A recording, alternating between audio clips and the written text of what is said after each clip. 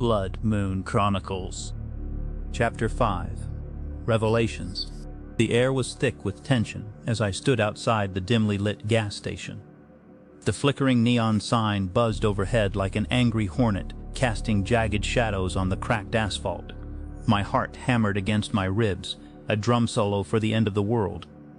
I could hear the others inside, their voices a low murmur beneath the static hiss of a broken radio playing some long-dead DJ's last mixtape. "All right, spill it," barked a gruff voice from behind me. I didn't need to turn to know it was Brickhouse Bob, our local mechanic turned survivalist. His presence was as comforting as a nail in the coffin. He had the build of a man who bench-pressed engines for fun, and the demeanor of someone who could snap your spine like a pretzel rod. "Spill what?" I asked, buying time by scratching at an imaginary itch on my neck. "A nervous tick that probably screamed easy target." "You think I don't notice you've been jumpy as a cat in a room full of rocking chairs?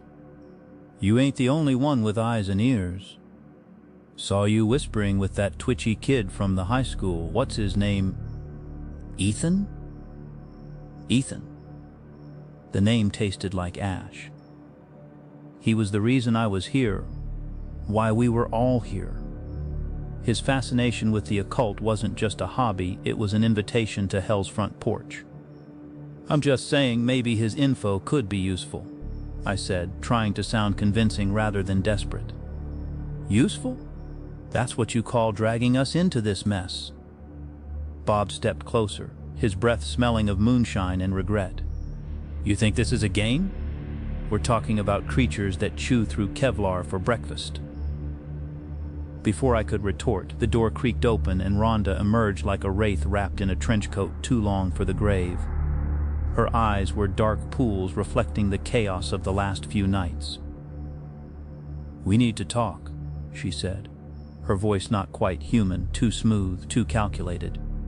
She had that effect on people; she could make you believe she was either your salvation or damnation. Inside the gas station was a cacophony of survival. Old man Henderson, who smelled perpetually of mothballs and despair, was hunched over a map with a magnifying glass mumbling about ley lines and demonic convergence points. A young woman named Jenna, all sharp angles and sharper sarcasm, cleaned her rifle with methodical precision, each movement a dance with death. "Found this," Rhonda tossed a bloodstained journal onto the counter. It slid into place with a wet slap. The room fell silent. Even Henderson's muttering ceased. We crowded around, the air electrified with dread. Ethan had kept a log of everything, his experiments, the changes, the accidents.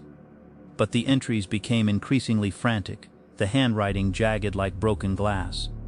He'd been trying to control it, us, but control was an illusion we'd shattered along with every window and door in our flight from Wolfsbane Falls. "He knew," Jenna said, her voice barely a thread of sound. "Knew what would happen if his little spells went sideways." "Spells?" Bob scoffed. "You mean that voodoo he was always doing? We're not in some backwater hovel, this is the real world?" "The real world's gone, Brickhouse," Rhonda cut in, her gaze piercing. "And this," she flipped open the journal to a page filled with sketches of monstrous forms and symbols that made my skin crawl, "is our new reality." A shadow detached itself from the wall, a figure we hadn't noticed before. He was tall, gaunt, with eyes like voids beneath a furrowed brow. Dr. Aris Thorne, or so he introduced himself, a researcher from the nearby university who'd been studying, well, things best left undisturbed. "I heard there were survivors," he said, his voice a dry rasp. "And I have reason to believe I can help." "Help? With what?" The man had the look of someone who played with forces even Ethan hadn't dared touch. His fingers bore strange scars, and he carried the scent of ozone and something older, darker. As Thorne laid out his theory, a cure perhaps for the affliction spreading through our town, Jenna eyed him with suspicion, her rifle never far from reach. Old man Henderson nodded along, muttering about forbidden knowledge and hubris. And there I stood, caught in the crossfire of desperation and disbelief, wondering if the greatest horror wasn't the creatures lurking in the woods but the madness festering within us all. The gas station lights flickered, threatening to plunge us into darkness. In that moment, I couldn't help but think, we're all monsters here. Just some of us are better at wearing masks than others. But as Thorne's plan unfolded, and we realized the cost, our humanity, our sanity, I knew one thing for sure. The real battle wasn't for survival, it was for redemption. And in this town, that was a currency we were dangerously low on. The night deepened, and with it, the suspense. What would Thorne's solution demand of us? Could we pay the price? Only the shadows knew, and they weren't talking. In the silence, Rhonda met my eyes, a glimmer of fear, or was it resolve? I couldn't tell. All I could do was brace for impact, because in Wolfsbane Falls, the only constant was change, and change was coming whether we were ready or not. With our uneasy alliance formed, venturing into the unknown with a researcher who might be our savior or our doom. The gas station fades into the night as we load up the truck, the journal clutched in my hands like a ticking time bomb. We drive towards Thorne's lab, the headlights cutting through the darkness, searching for answers in a world where every shadow could be our last. In the face of unspeakable horror, we find out who we really are. And sometimes, what we discover is more terrifying than any monster. The air thickened with the metallic tang of impending doom. Rhonda pried open the rusted lid of our Arsenal Ray dented toolbox under a porch in what was once Mrs. Higgins' flower shop. Inside, beside the silver bullets cold to the touch, too cold, lay a jar of something that bubbled like curdled milk. "Holy water," I said, sniffing it. "Smells like my grandma's communion wine after Lent." Rhonda didn't laugh. She never did, not since the first howl split the sky. "Check the perimeter," she ordered, her voice tight as a noose. I nodded, hefting a stake wrapped in barbed wire, a gift from Old Man Paris, who'd shown up at our safe house reeking of moonshine and paranoia. "Said these'll stick better than your ex's alibis," I muttered to Rhonda, who was already strapping a crossbow to her back. The string snapped, she cursed, then fixed it with a hairpin from her pocket. Classy. Ezra Voss, a wiry man in a moth-eaten trench coat. He materialized from the alley shadows like a bad memory. "Heard y'all were throwing a party," he drawled, tossing a duffel bag at our feet. Inside, dynamite, a severed wolf paw still twitching, and a flask labeled Ezra's Tears 90 proof desperation. Voice gravelly, laced with sarcasm. "Y'all realize holy water's just tap water with a guilt trip? These vamps'll laugh it off till their heads roll." He spit on the ground. "But hey, I'm here to watch the fireworks." Lila Chen, the tech savant, a 19-year-old in a blood-splattered hoodie, clutching a jury-rigged flashlight that flickered like a dying firefly. Her hands shook as she unpacked UV grenades and a laptop playing a loop of Monster Mash. "My brother's a cryptid," she blurted. "He texts me emojis when he's hungry." "Last week? Voss?" Voice high-pitched, frantic. "The dynamite's unstable. And why do we have one bullet left? This is like bringing a water pistol to a shark convention." "Ah." Doc Marlowe the medic.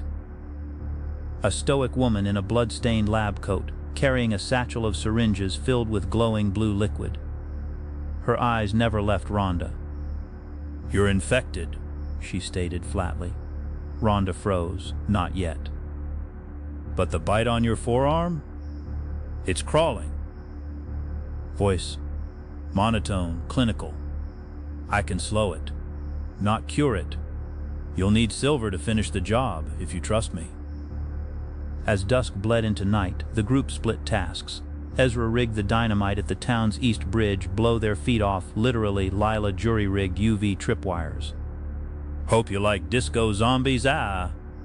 And Doc dosed Rhonda with a syringe hissed. "This'll make your veins burn. Vampires hate that." Then the first howl came. Not from outside. Inside. The flower shop door splintered. A werewolf, fur matted with something black and glistening, lunged. Lila's UV grenade lit its face, peeling skin like wax paper. It shrieked, a sound like a throat full of shattered glass, and collapsed. But the stench, oh my gosh, its innards spilled onto the floorboards, steaming as they hit the cursed moonlight. Ezra vomited into a potted geranium. "That's why I drink," he gagged. Rhonda staggered back from the window, her face pale under smudged makeup. "They're not just attacking. They're hurting." "What?" I asked. "Toward the old clock tower. Like they're corralling us." She pointed at the horizon. 3 figures stood silhouetted against the blood moon, a vampire with wings like tattered sails, a wolf with too many eyes, and a thing that flickered in and out of visibility, a shadow puppet with claws. Lila screamed, "That's my brother!" Doc gripped her shoulder. "Run!" But it was too late. The ground trembled as the earth split open, vomiting forth a swarm of insectoid cryptids, carapaces clicking, mandibles dripping neon venom. They swarmed Ezra, who emptied his flask down one's throat before being dragged under. His last word, "Tastes like failure." Here we stand, a motley crew of survivors, armed with hubris and half-cocked plans. Trust is a currency we've spent, and the ledger's balanced in blood. But as the moon drags its crimson eye across the sky, one truth becomes clear. We're not hunters. We're bait. And the real monsters? They've always been us, fumbling, desperate, laughing at the dark until it laughs back. Next time, maybe we'll learn to stop tripping over our own feet. Or maybe we'll just trip harder.